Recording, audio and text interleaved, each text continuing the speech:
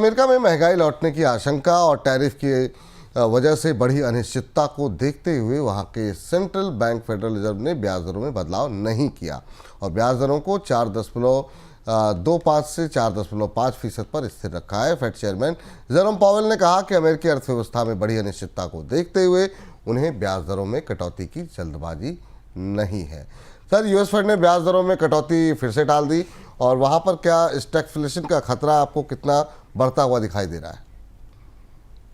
यह कल की एक महत्वपूर्ण खबर थी और यूएस फेड ने ब्याज दरों में कटौती को टाल दिया, पॉज कर दिया। बाजार इसे स्वीकार कर रहा था और इसकी अपेक्षा भी थी बाजार को, लेकिन इसके साथ फेडरल रिजर्व ने अमेरिका में स्टैगफ्लेशन की चेतावनी दी। स्टैगफ्लेशन का मतलब आर्थिक सुस्ती भी और महंगाई भी, और ये अर्थव्यवस्था के लिए सबसे जहरीली जोड़ी होती है क्योंकि इससे न तो ग्रोथ आती है और महंगाई और लागत बढ़ती है। चूंकि अमेरिका को कुछ पुराने ऐतिहासिक स्टैगफ्लेशन के अनुभव हैं 1970 के, इसलिए स्टैगफ्लेशन शब्द अमेरिकी अर्थव्यवस्था में काफी खौफ के साथ, डर के साथ देखा जाता है।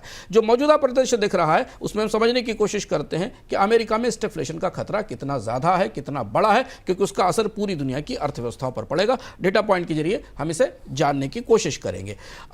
स्टैगफ्लेशन का रिस्क 2025 के मध्य तक महंगाई 2.3% बढ़ सकती है, कोर महंगाई 4% तक पहुंच सकती है, ऊंची कीमतों से निवेश और खपत कम है।